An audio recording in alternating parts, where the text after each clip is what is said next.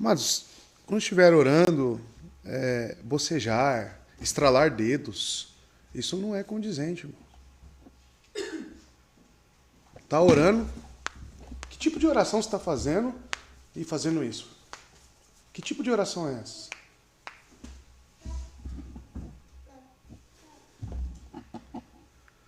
Enfim, dando prosseguimento aqui. Amados, estamos estudando o governo da igreja. Tá? Essa governabilidade da igreja ela é conferida dentre alguns setores, digamos assim. Por que setores, pastor? Porque a igreja, como nós vimos, ela possui seus oficiais, ela possui seus ministros e também possui os seus membros. E dentre essas classificações, cada um de nós temos as nossas atribuições e responsabilidades.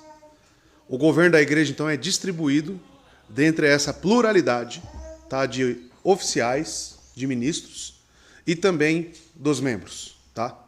Então, cada um de nós, dentro das suas classificações, se eu sou um ministro, se eu sou um pastor, se eu sou um presbítero, se eu sou um diácono, eu preciso entender qual é a minha atribuição e qual é a minha responsabilidade dentro da igreja. E se você é um membro, você também tem uma grande responsabilidade. E cada um fazendo o seu papel, cada um fazendo a sua parte, a igreja será bem governada. Porém, se algum desses setores, se alguma dessas classificações não fizer bem o seu papel, o governo da igreja ficará aquém. O áudio tá ok aí? Então eu falei para os irmãos, entramos nesse assunto, olha lá, a separação do poder, e principalmente agora estamos falando sobre a autoridade dos membros, né, que eu dividi em 5 áreas. Eu não, o autor Jeffrey Johnson do livro A Igreja. 5 áreas, então, você deve entender como membro, tá? Então aqui é para os membros, qual realmente é a sua atribuição na igreja para que ela seja bem governada, tá? Então o governo da igreja está também para com os membros. O primeiro, que já foi abordado, vamos partir deste ponto, é reconhecer e receber novos membros. Então quem chega na igreja deve passar por uma avaliação da igreja, dos membros. Todos os candidatos a novos membros devem ser confirmados pela igreja para que sejam admitidos como membros. Por que confirmados, irmãos? Por que confirmados? Devem ser confirmados. O que é uma confirmação? É de algo que já teve uma análise prévia. Tá? Algo que passou por uma análise prévia, então ele passa por uma confirmação. Tá? Quem faz essa análise prévia é o pastor. Tá? Então os pastores ou presbíteros, eles analisam essa pessoa, convidam essa pessoa para uma conversa em particular, analisam a vida dela, perguntam de onde que ela veio, ligam para o pastor da outra igreja, de onde ela veio, perguntam se ele lá deu algum trabalho, se ele teve alguma desavença. Então essa análise prévia ela é feita por essa pluralidade de líderes. Tá? E aí traz para a igreja tudo isso já esclarecido. Então quem confirma ou não vai ser a igreja. Tá? Por exemplo, antes da igreja em Jerusalém aceitar Saulo, foi necessário que eles soubessem de sua conversão. Enquanto a membresia na igreja não pode ser negada nem mesmo ao crente mais fraco, desde que faça uma profissão de fé confiável e esteja caminhando em obediência. A congregação deve ter a oportunidade de prestar conta, de protestar contra qualquer candidato à membresia que eles saibam que está vivendo uma vida abertamente escandalosa, tá? Sempre que mexer nesse projetor precisa alinhar, tá? Precisa alinhar. Aqui está desalinhado, tá bom? Então precisa alinhar isso aqui. Eu sempre faço isso quando eu mexo, tá? Então não é só colocar lá o pluguezinho não, tem que alinhar, tá? Amados, então, primeira responsabilidade dos membros, reconhecer e receber quem chega na igreja, tá? Essa é a primeira atribuição dos membros. Aí eu passei para os irmãos o texto de Atos capítulo 9, onde Barnabé, ele deu testemunho, né, a favorável a Paulo, da conversão de Paulo. Tá? Segunda responsabilidade, escolher seus próprios líderes. A congregação não só tem autoridade para reconhecer e receber novos membros, como também tem autoridade para reconhecer e receber seus próprios líderes. Nem o Estado, nem uma organização de fora da igreja tem o direito de instituir líderes nela. Esse direito pertence a cada igreja local. Esse é o sistema congregacional. Esse é o sistema batista. Tá? Ninguém de fora pode vir determinar quem será o pastor, quem serão os líderes da igreja. Quem determina isso é a autoridade, é a governabilidade da própria igreja. O sistema presbiteriano, quem escolhe os pastores é o concílio. Tá? O concílio, né, maior lá da igreja presbiteriana, eles determinam para onde irá cada pastor e qual igreja eles irão pastorear. Tá? Sem o aval da congregação. Então tem que engolir, goela abaixo, não só a presbiteriana, mas acredito que a Assembleia de Deus também, mesmo sistema, tá? Eles escolhem os pastores. A Deus e Amor também era assim? Eles que escolhem, vêm de cima, quem vai lá pastorear, né? Quase todas é assim. Então, ou seja, tem que engolir aquele camarada, né? Então, não é o nosso governo. O governo batista congregacional, a autoridade da igreja é quem determina quem será os líderes. Tanto diáconos, presbíteros e os próprios bispos, né? Presbíteros já envolve tudo, né? Como já estudamos. Escolhas dos diáconos. Veja só, por exemplo, biblicamente falando, né? Como o sistema congregacional, ele tem alguns parâmetros bíblicos. Escolhas dos diáconos. Está lá em Atos 6, versos 3 e 4, o seguinte: mas, irmãos, escolhei dentre vós. Quem está, então, determinando? A igreja. Escolhei dentre vós 7 homens de boa reputação. Foi Pedro que foi lá? Não foi. Cheios do Espírito e de sabedoria, aos quais encarregaremos deste serviço. E, quanto a nós, nos consagraremos à oração e ao ministério da palavra. Pedro, então, aqui ele fala para a igreja escolher os novos diáconos. Olhem Atos 14, verso 23, escolha de presbíteros. E promovendo-lhes em cada igreja a eleição de presbíteros. Depois de orar, com jejuns, e encomendaram ao Senhor em que haviam crido. Tá? Então os presbíteros também passavam por essa escolha. De quem? Da igreja. Tá? Atos é um livro excelente para você entender a eclesiologia. Porque temos ali os relatos das plantações de igrejas de Paulo, correto? Aonde Paulo passou e como que ele determinou as coisas. Terceiro ponto. Supervisionando os seus líderes. Então qual que é a primeira responsabilidade dos membros? Admissão de novos membros, confirmando, né? Isso. Segundo? Escolher os seus próprios líderes, tá? Terceira, responsabilidade. Então, depois de escolher, acabou, tá tudo certo? Aí cruza os braços, né? Vem para os cultos, normal. Supervisionar seus líderes. Os membros são responsáveis por se submeterem aos seus pastores, mas os membros também são responsáveis por supervisionarem os seus pastores, por meio da palavra de Deus. Guardar a verdade é responsabilidade de cada membro, porque os pastores são reconhecidos e aprovados pela congregação. A congregação tem a autoridade de nomear seus próprios líderes, bem como de remover aqueles que não mais cumprem as qualificações bíblicas que Deus exige deles. Então, não só escolhe, mas como também remove, exclui, tá? A congregação, os irmãos. Onde podemos ver isso? 1 Timóteo 3, verso 1 a 7. Fiel é a palavra, se alguém aspira ao episcopado, excelente obra almeja. É necessário, portanto, que o bispo seja irrepreensível, esposo de uma só mulher, temperante, sóbrio, modesto, hospitaleiro, apto para ensinar, não dado ao vinho, não violento, porém cordado, inimigo de contendas, não avarento, e que governa bem sua própria casa, criando os filhos sobre a disciplina e todo o respeito.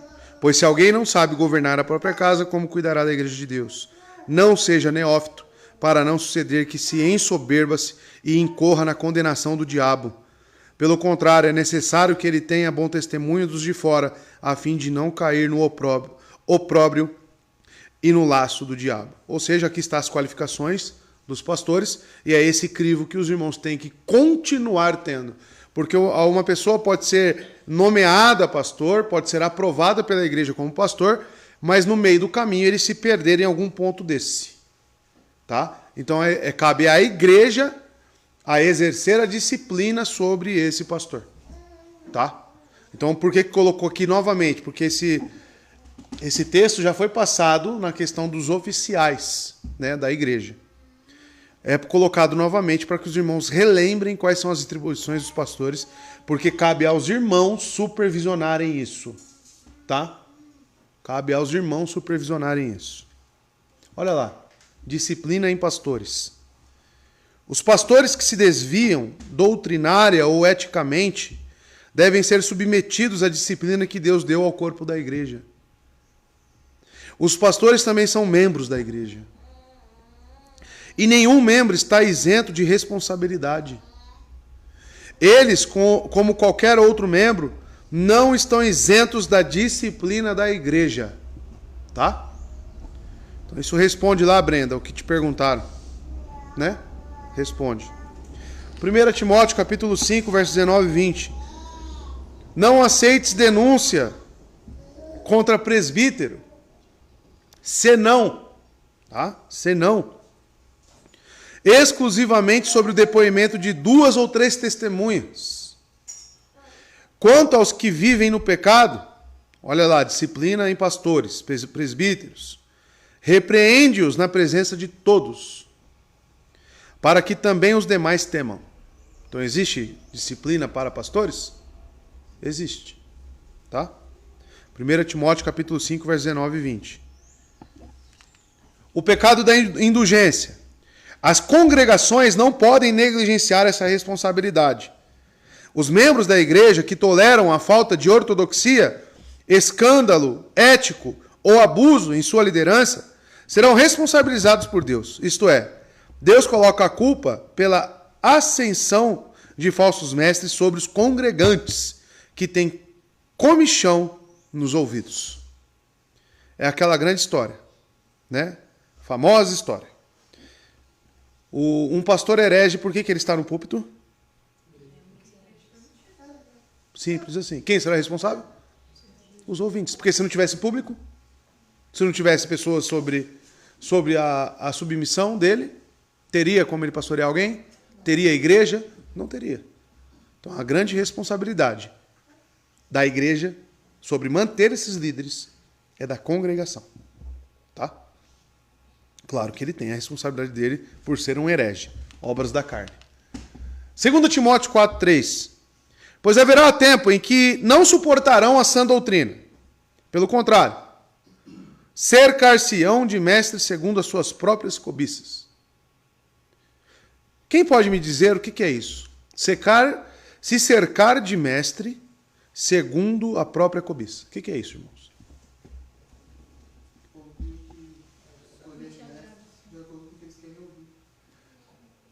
Mestres que falem aquilo que eles querem ouvir. Mas onde está realmente a cobiça nisso? Somente nisso, em escolher aquilo que ele deseja? Ouvir na pregação? O que mais? Não ser exortado. Falar bem do seu pecado, massagear, né? Não expor o seu pecado.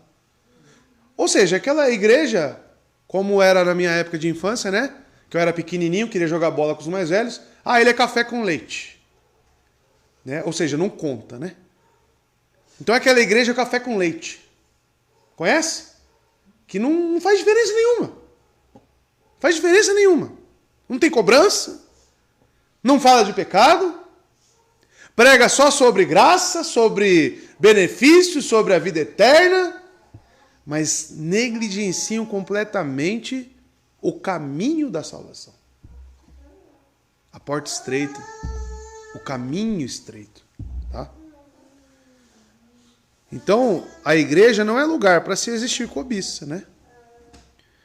Como que sentindo coceira nos ouvidos.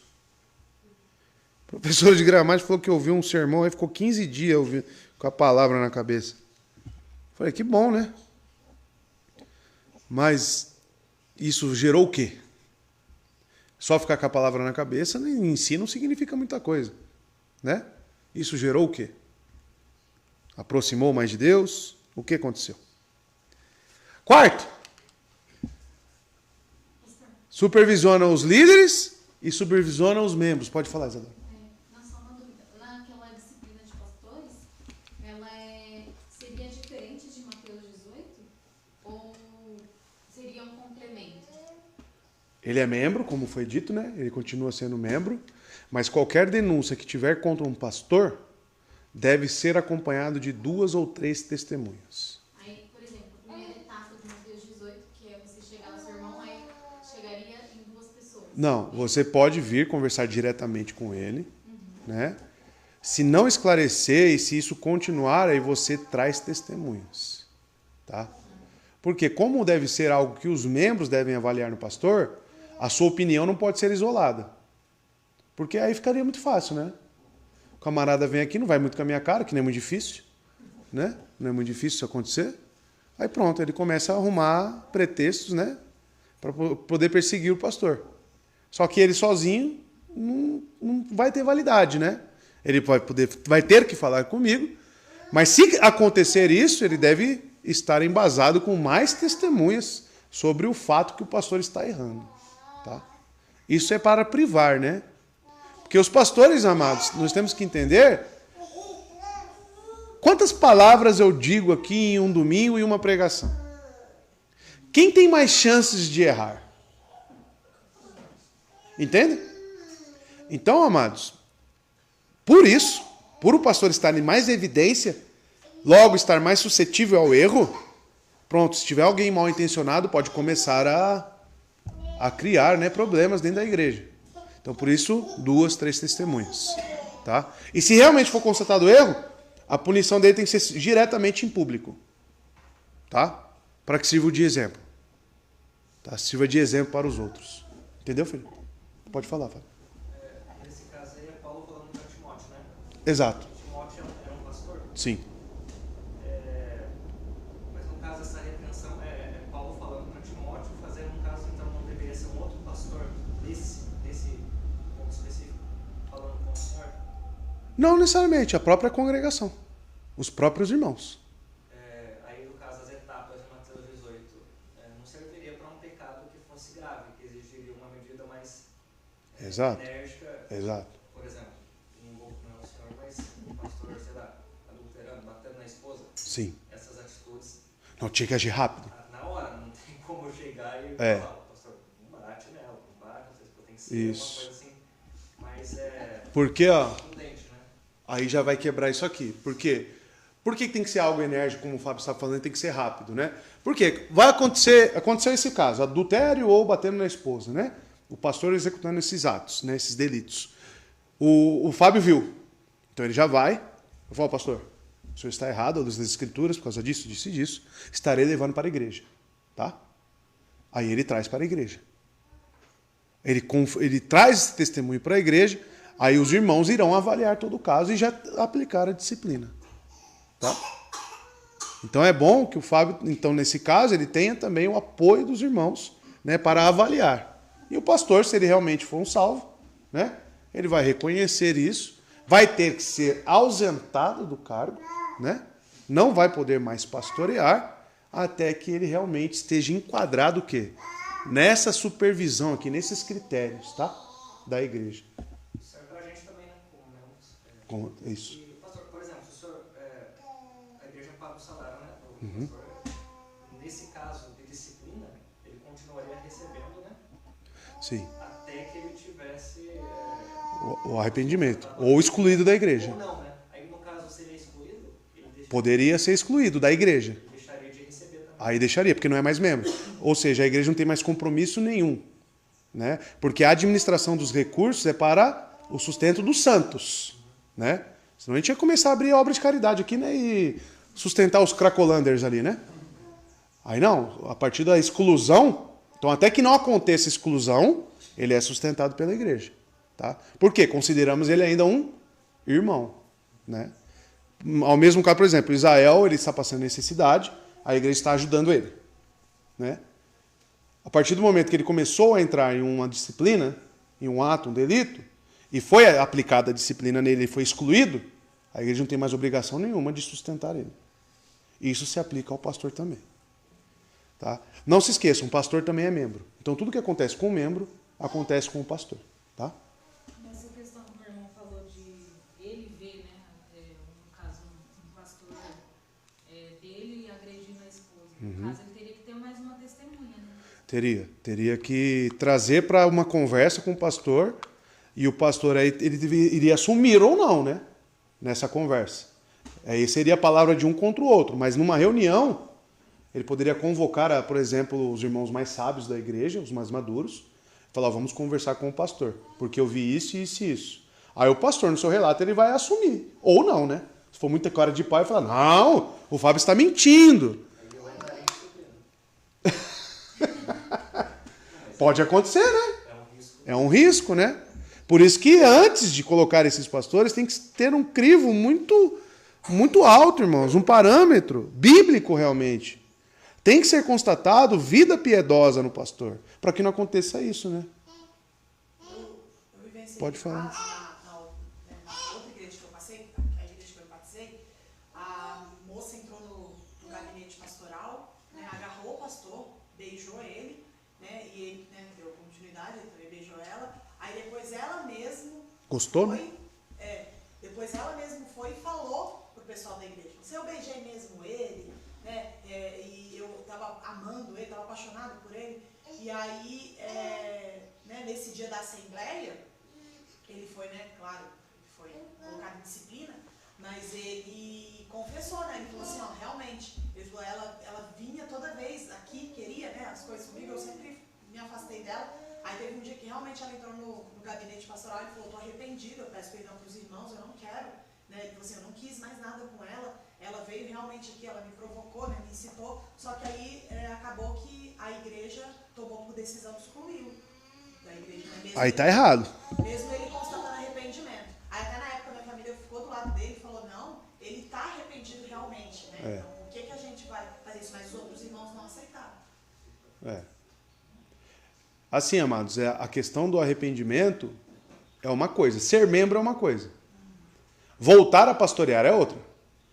Tá? Eu antes de ser pastor, eu sou o quê? Membro. Tá?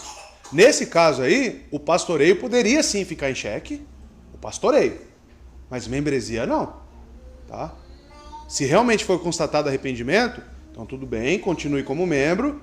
A igreja estará avaliando ao longo do tempo se você pode voltar a pastorear ou não. É isso. Tá? Porque realmente, um pastor ele tem que ter a confiança da congregação. Como que ele vai trazer a palavra aqui, sendo que o irmão já tem uma ressalva mental contra ele? Ele não vai receber a palavra, então vai prejudicar a saúde espiritual da igreja. Tá? Então, uma coisa é uma coisa. Porque daqui a pouco ele não pode ser pastor, então tem que ser excluído. Não, antes de ser pastor, ele é um membro. Tá? Então, nesse caso aí, a igreja errou. Né? Errou plenamente. Tá?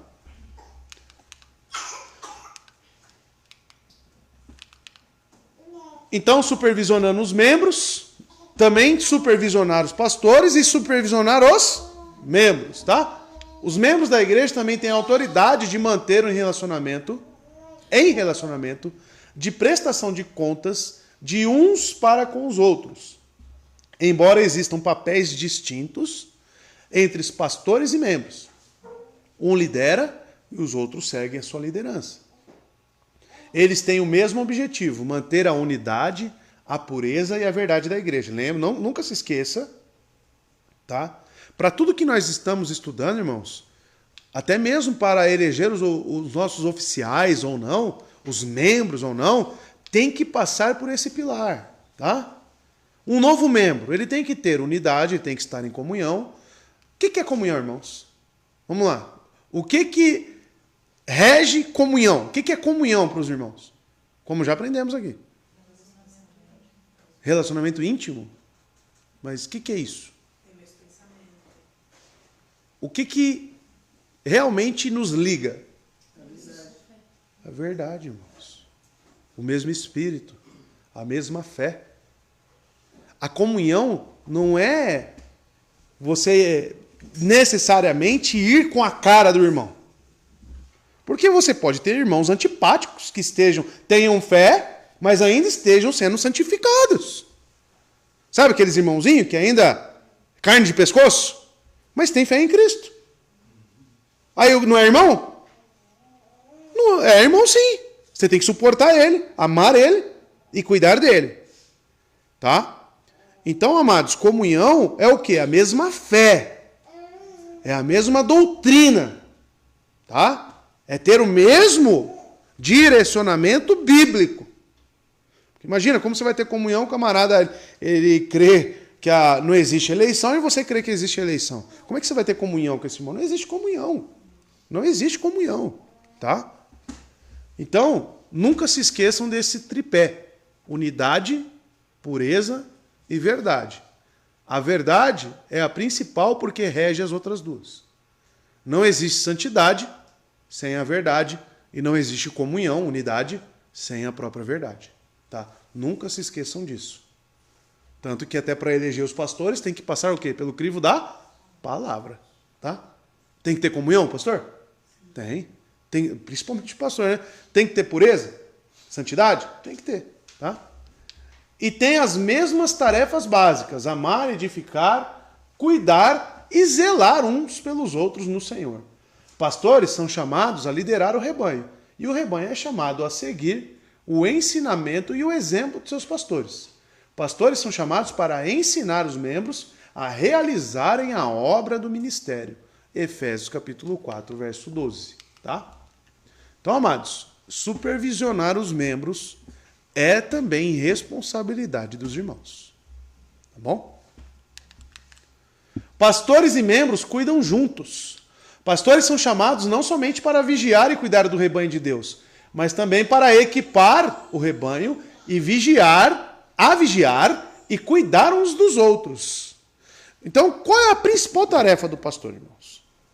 O pastor ele tem que fornecer para os irmãos ferramentas, para que os irmãos saiam lá fora e preguem o evangelho e sejam bons cristãos. O pastor, ele ensina, ele mostra o caminho para os irmãos.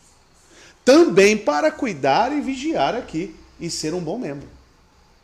Então, um pastor que negligencia ensinos e doutrinas, ele está negligenciando o seu próprio pastoreio. Tá?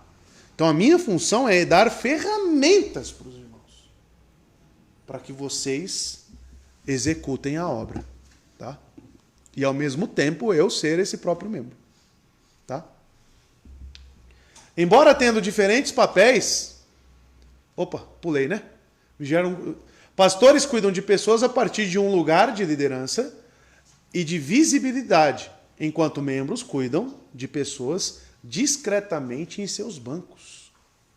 Embora tendo diferentes papéis e diferentes graus de autoridade, pastores e membros são mutuamente responsáveis uns pelos outros, pois ambos são chamados a observar, repreender, edificar e cuidar uns dos outros. Isso já deveria estar acontecendo agora, nesse momento.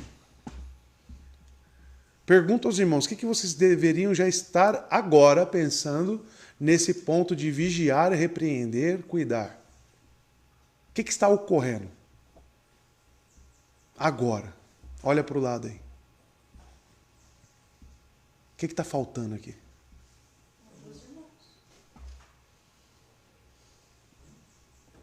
O que está faltando? Fala alto aí.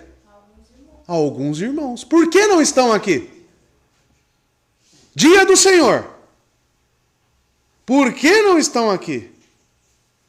Você deve saber. E se não veio sem nenhuma justificativa? O que tem que acontecer? Hoje ainda. Se você vê-lo. Hã? Opa! Já veio à mente quem não está e quem é membro aqui na igreja? Então quem tem que vigiar, quem tem que cuidar? É cuidar isso? É cuidar. Por que você não veio para a igreja no dia do Senhor? Ele está negligenciando o mês de graça? Ele está, de certa maneira, virando as costas por motivos pecaminosos, talvez? Sim. Precisa de correção, então? Precisa de exortação? Precisa. Você vai deixar passar hoje? E não fazer isso? Né? Pode falar, Fábio. Eu tenho uma pergunta. Por exemplo, nesse caso, Uhum. eu vou perguntar para a pessoa, né? Uhum. Não só com a intenção de exortar, mas também de saber o que está acontecendo. Aí a pessoa fala uma coisa, por exemplo, briguei com meu esposo, eu briguei com minha esposa e não vim. Uhum. A gente teve uma briga feia e isso aconteceu. Certo. A gente deve falar para o senhor o que aconteceu e deixar o senhor a par ou não? Claro que tem casos Sim. devidos pecados, mas sempre isso deve ocorrer. Não necessariamente dependendo da abrangência que tomou isso, né? Se for uma briga tão séria, a ponto de, sei lá, o camarada agredir a esposa, aí eu acredito que o pastor tenha que saber sim. Né? Porque tomou âmbito. Agora, se for uma discussão, primeiro, não justifica não ter vindo à igreja por causa de briga, né? Se toda vez que eu for ter uma desavença com a minha esposa eu não vir para a igreja, pronto, né?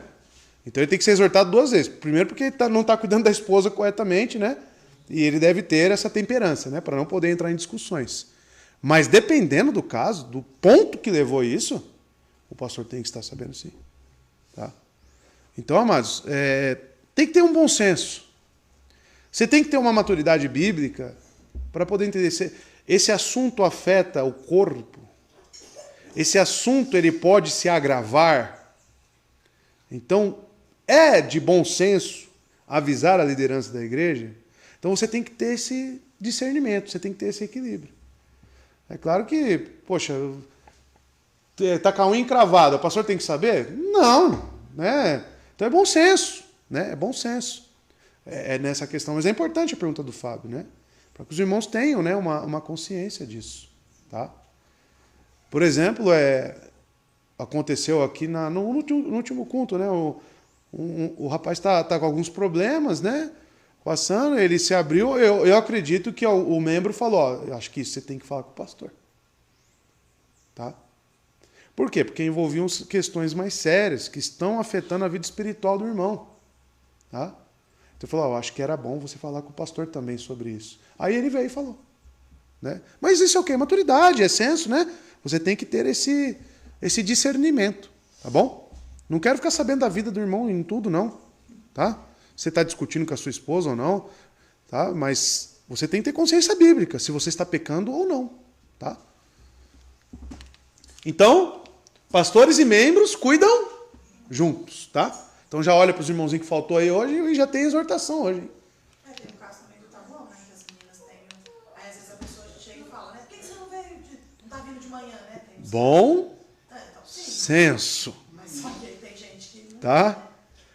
Bom senso. Vocês sabem o que é isso, irmãos? Sabe o que é bom senso? Né?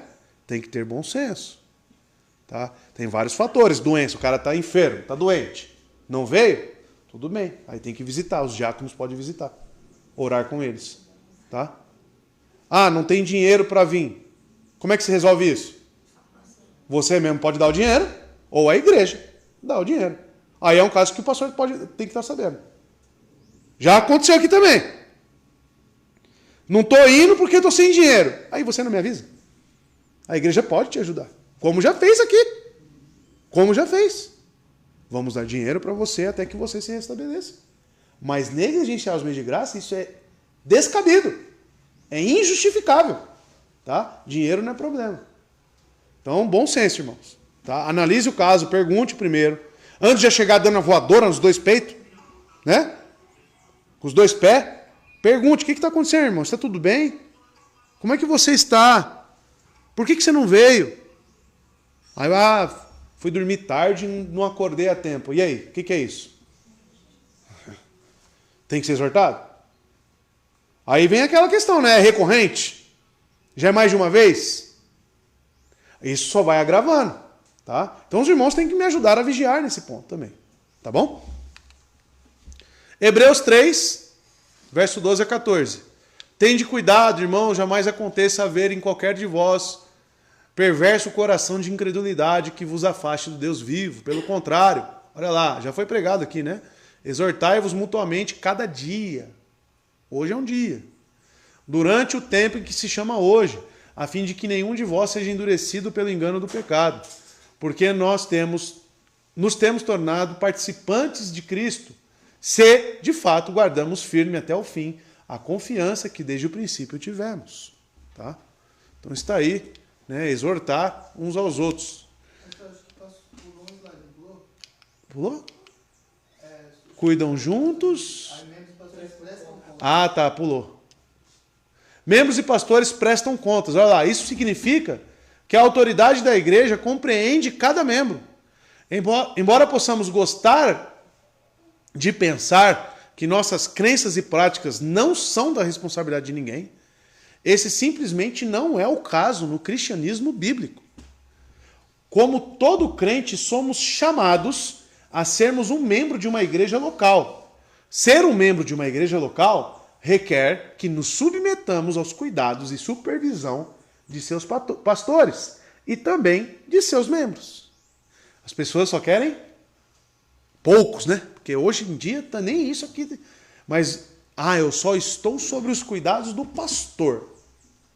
Você, Ana Paula, você não tem nada a ver com a minha vida. Você não se intromete na minha vida, né, Pova? Eu tive esse pensamento, na verdade, quando eu cheguei e comecei assim, foi novidade, porque pra mim era tipo assim, é Deus, peço contas pra Deus, com licença. Nem pastor. É Deus direto, né? Então não tinha nem o pastor aqui no caso, né? Então, o pastor e membros. Você, como membro de uma igreja, está sob os cuidados pastorais, então deve submissão ao pastor, no Senhor, né? No Senhor. Não é aquela submissão cega. E aos membros. Tá? Então, você pode receber uma exortação da Ana Paula, do Fábio, da Fabiane, e você também pode exortá-los. Tá? Então, é essa troca. Existe espaço para orgulho, ego, individualismo no cristianismo? Não existe, irmãos. É sempre bom lembrar também da mesma forma que nós exortamos, né? Ter a sabedoria de exortar com mansidão, né? Porque tem muitos casos que um irmão chega no outro para exortar de uma maneira que seja muito... Não que... Brigando, né? Quando você vai exortar, querendo ou não, dependendo do que você falar, mesmo que você fale com mansidão, pode ser que gere um pouco, não é para acontecer isso, mas pode ser que gere algum sentimento ruim ou raiva no coração da pessoa, o que está errado, é pecado. Porém, tem que tomar muito cuidado, né, cada um quando for exortar, porque a própria palavra diz, né, exortar uns aos outros em amor, né? Em amor, com amor. Porque tem alguns membros que vão exortar, não estou falando que é o caso aqui, né, mas muitas igrejas acontece isso. Alguns membros vão exortar e já chega, igual o senhor falou, com os dois pés no peito. Aí a outra pessoa fica até assim, né? Então tomar muito cuidado com essa questão. Com certeza. De exortar com... Por isso que é bom, sempre que eu vou exortar alguém, os irmãos aqui já devem ter percebido, eu venho perguntando, né? É isso mesmo. Eu chego perguntando, por que você está fazendo isso? Por que você fez aquilo? Você observou isso? Você viu o que você fez? Né? Eu chego perguntando, para o quê? Para colocar a pessoa para pensar no ato dela. Eu já não chego colocando, você fez isso, você está errado, papapá. Né? Falo, mas e aí? Isso já não foi falado? Isso já não foi estabelecido? Isso já não foi esclarecido para você? Aí a pessoa, opa, não, eu sei. Então por que fez? Né? Essa é a questão. Então sempre com muita calma, conduzindo, né? Mansidão, sabedoria e saber como falar, né? O senhor mesmo já me exortou algumas vezes e no jeito que o senhor falou, eu olhei e falei, realmente. E foi do jeito certo. O senhor chegou, falou na boca, perguntou, falou, o que está acontecendo? Isso aqui não está certo, você não está agindo da maneira correta. E o jeito que o senhor falou comigo foi de um jeito com mansidão, com sabedoria.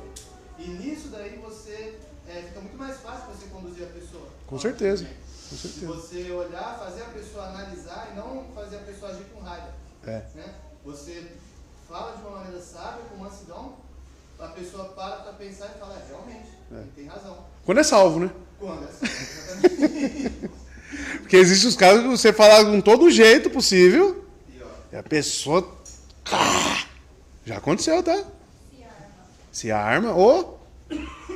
Eu falo porque a Lani já abriu pra gente aqui, né? Quando eu falei, olha, você está idolatrando seu marido. Você é uma idólatra.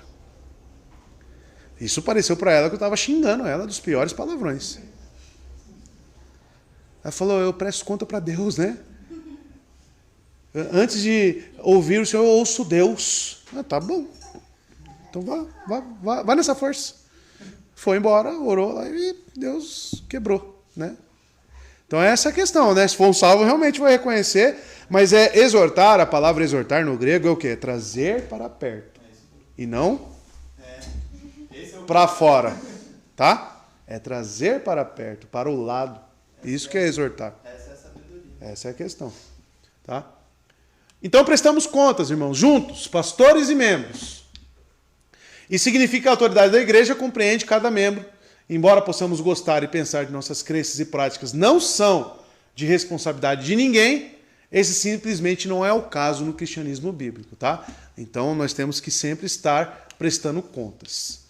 Aí li já o texto de Hebreus. E quinto e último, exercitando a disciplina da igreja. Finalmente, para que os membros tenham autoridade para responsabilizar seus pastores e a si mesmos, eles devem ter poder. Esse poder é a disciplina da igreja. Embora sejam necessárias testemunhas adicionais para cada passo progressivo do processo disciplinar, um único membro tem o direito e o poder de iniciar o primeiro passo da disciplina da igreja. É o caso que o Fábio falou. Se somente ele ver. Então ele tem total autoridade e poder para dar o primeiro passo para a disciplina eclesiástica. Tá? E você também. Cada um aqui. Tá bom? O confronto privado, que é o primeiro passo, né? Então, como eu disse, né? Chamar a pessoa de canto e conversar com ela, isso você tem que fazer sempre. Tá? Esse é o primeiro passo. Você sozinho viu, constatou, vai chamar fulano. Você está agindo assim, assim e assim. A palavra diz isso, isso e isso. Você enxerga seu erro? Não, você está... Olha, diante do fato, estarei levando adiante esse caso. Tá? Aí a pessoa já vai estar ciente que a disciplina... Entenda, irmão. Quando alguém chegou em você e já falou sobre o seu pecado, te exortando, aquilo já é o início de um processo disciplinar. Tá? Já entenda no seu consciente que você está sendo disciplinado. Aí você, como conhecedor da palavra, deveria ser, você tem que ter uma consciência cristã. Vou querer que essa disciplina avance para os próximos passos? Por mais que você não concorde com aquilo que o irmão esteja falando naquele momento, que pode acontecer, acredito que pela humildade, o mínimo que você tem que falar é: irmão, obrigado por me alertar, estarei orando por isso, não tenho clareza ainda sobre esse pecado, tá? Mas ore por mim também, tá? O mínimo é isso, o mínimo. Do que, não, você não sabe o que está falando, quem é você, não aceito, tá? Porque sempre que aconteceu isso aqui, a pessoa não aceitar uma pessoa falando, o que aconteceu? Foram excluídas. Tá? Porque quando não houve um, não vai ouvir dois, provavelmente. Tá? Provavelmente. E nem a igreja. Tem pastor, tanto que em Mateus 18 fala que se você exortar seu irmão no privado e ele aceitar, você ganhou seu irmão. Ganhou seu irmão. Então nem precisa avançar. Exato. Por exemplo, sei lá, o Fábio está agindo errado.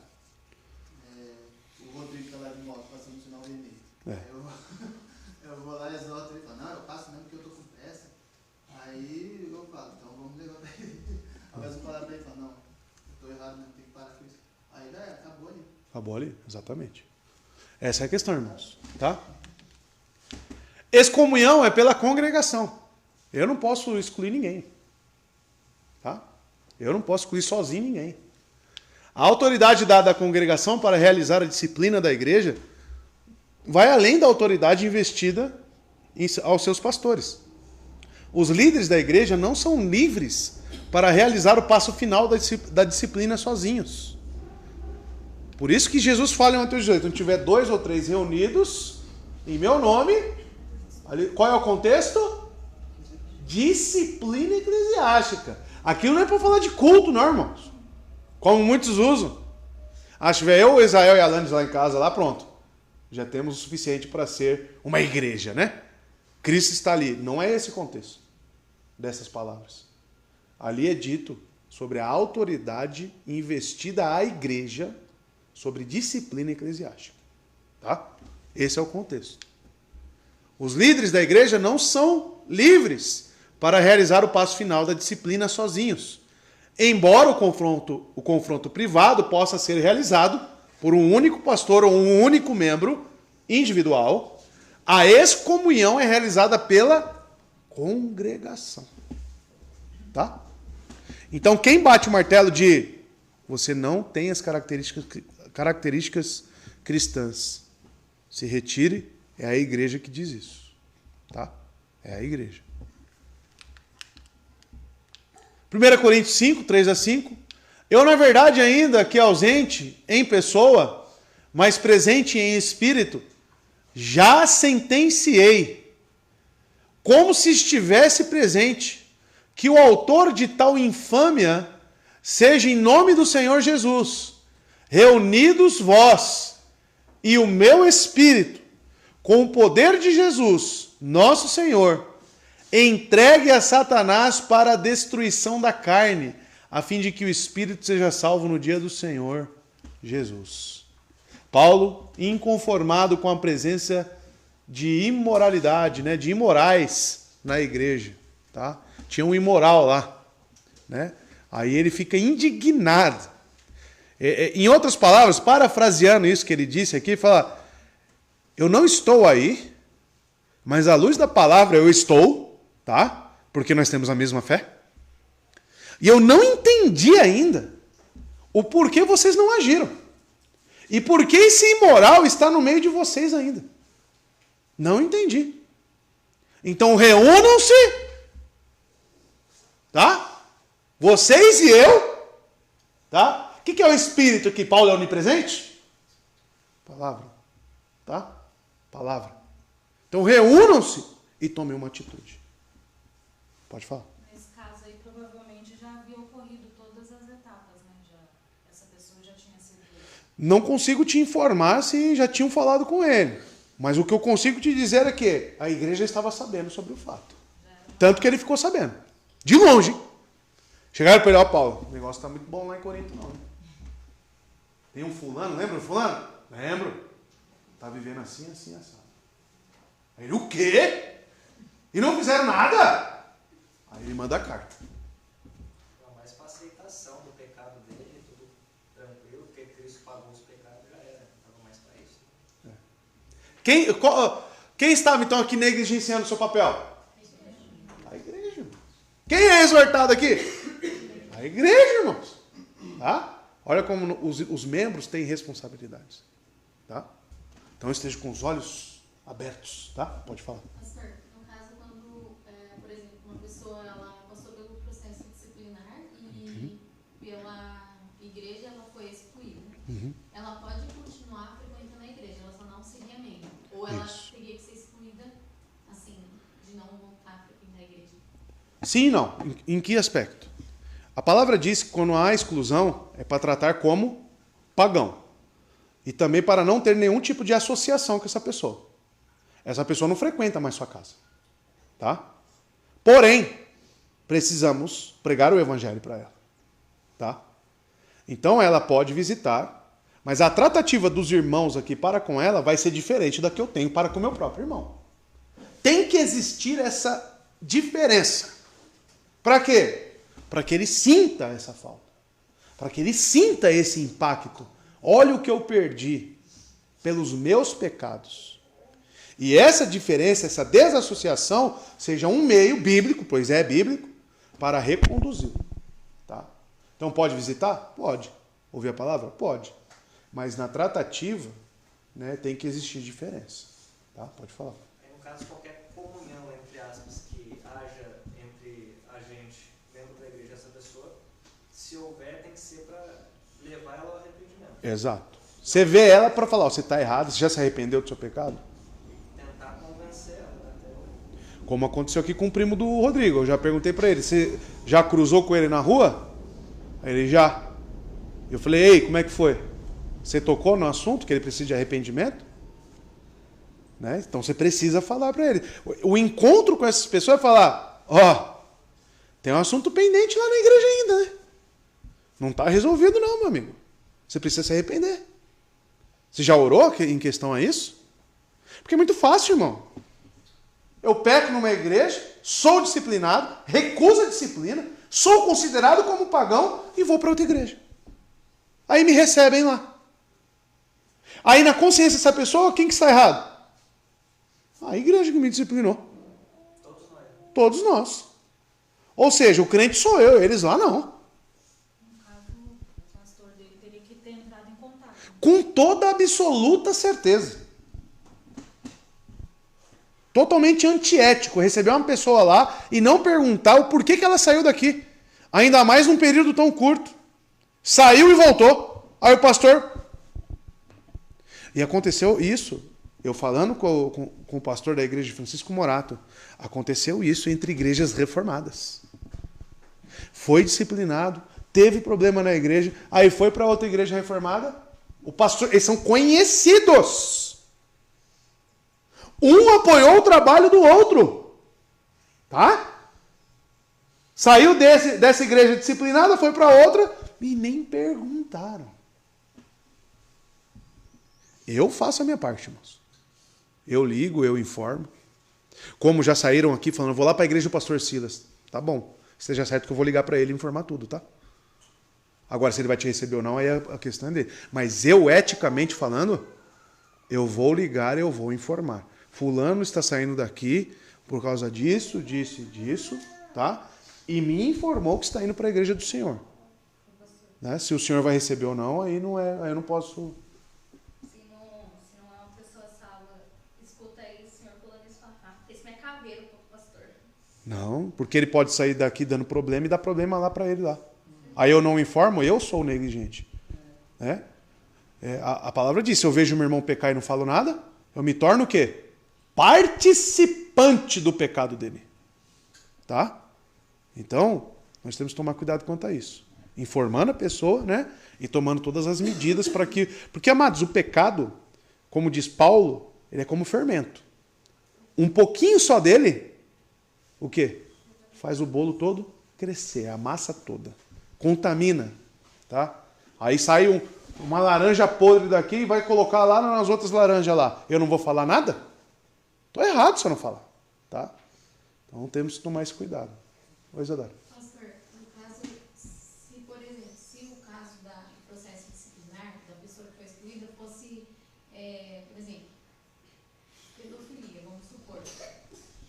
Nesse caso, essa pessoa, ela poderia ainda, que nem a gente falou, né, poderia continuar frequentando, mas não como membro.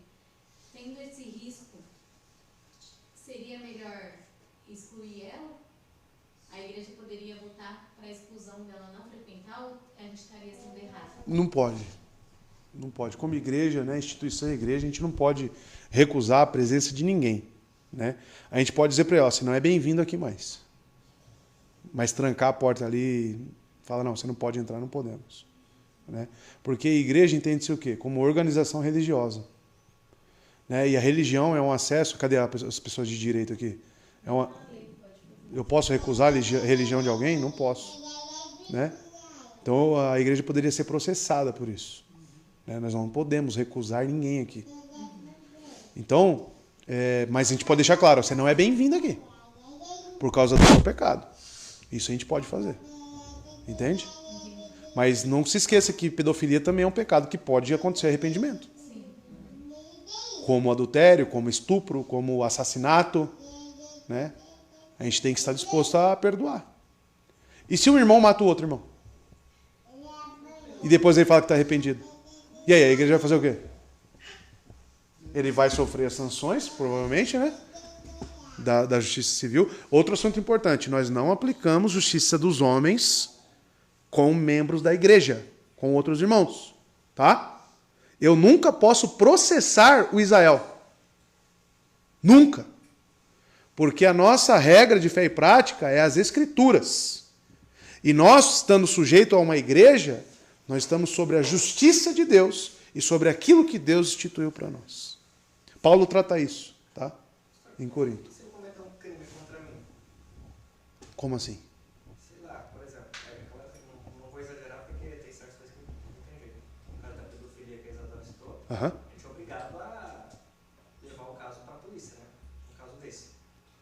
A gente vai atuar aqui nos âmbitos da igreja e vai te excluir, caso não haja arrependimento.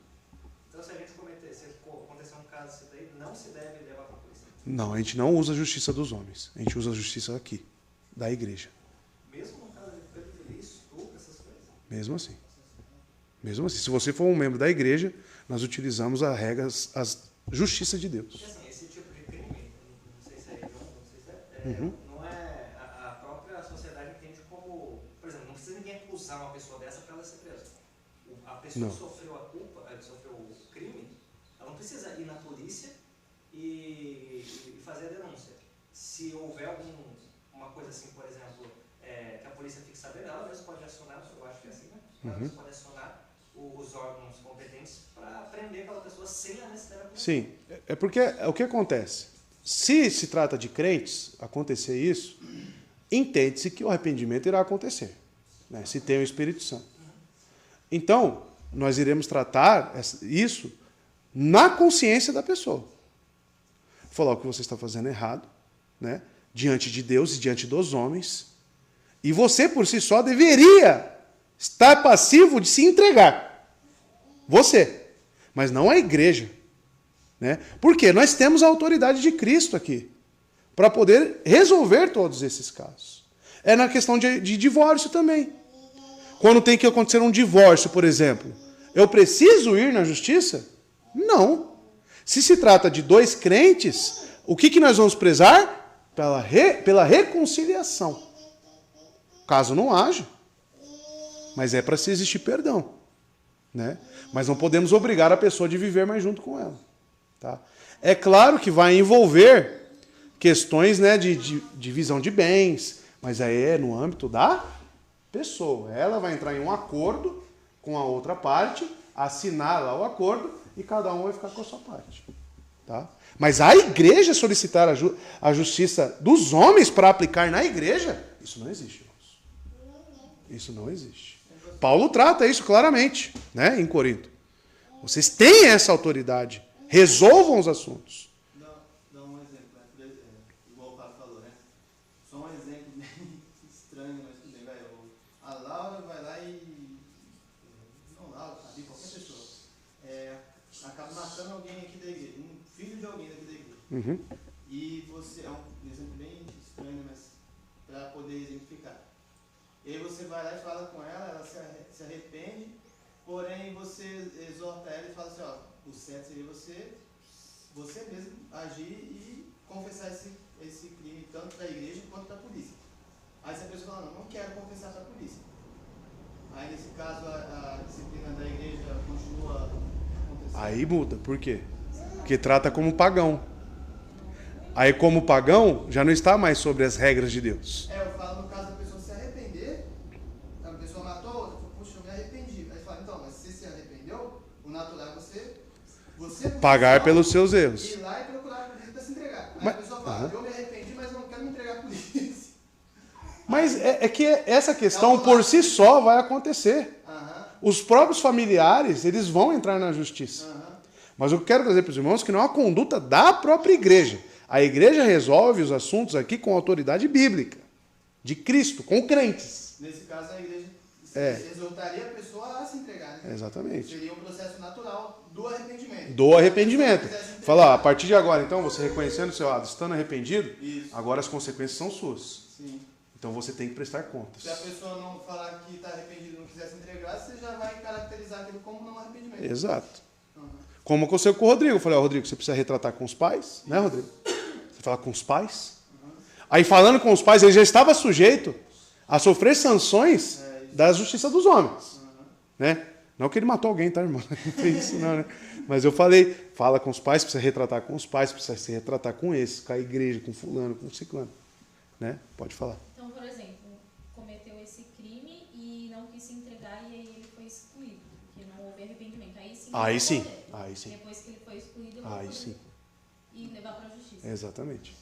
É a mesma coisa do divórcio que eu falei, porque a igreja vai trabalhar para que haja reconciliação. Né? No caso de um adultério, por exemplo. Aí a mulher fala, não quero perdoar. O quê? Crente não quer perdoar? A situação pode inverter, vocês sabiam? A pessoa que sofreu, né, o adultério, a vítima, ela pode ser excluída e o que cometeu o adultério, ela pode se arrepender e permanecer como membro. Olha o que pode acontecer. Porque nós trabalhamos nos parâmetros de Deus, irmãos. Fé e arrependimento. Tá? Então, essa questão ela é muito importante para nós. Tá? Vou processar o Israel. Porque ele bateu o meu carro. Mas ele não é meu irmão em Cristo. Então eu tenho que perdoá-lo pelo ato dele. E claro, ele vai sofrer as sanções, né, normais da igreja. Né? Mas lembrando que essas sanções só é quando não existe arrependimento. Então, nesses casos que nós estamos aqui levantando hipóteses, provavelmente é por questões que não houve arrependimento. Então, automaticamente vai cair na justiça dos homens. Né? Automaticamente. Agora, se perdoamos e ela se arrependeu, perdão é o quê? Anular qualquer dívida. Você não tem mais nenhum sentimento contra aquele ato da pessoa. Isso que é perdão, irmãos. Tá? Aí eu vou processar? Não, eu te perdoo, mas que eu vou te processar, eu vou. Que perdão é esse? Né? Entenderam? Essa é a questão. E você é arrependida, consequentemente ela já vai se entregar. Com certeza. Eu matei minha esposa, matei a Ju. Fala, irmãos, eu vou ficar quietinho aqui, tá? Ninguém fala nada pra ninguém. Que arrependimento que é esse? Não, chegar na delegacia assim, ó, ô delegado, eu matei minha esposa. Eu automaticamente, eu vou me entregar. Entende? É o processo natural. Tá? Lembrando que as autoridades também, os magistrados civis, foram instituídos por Deus.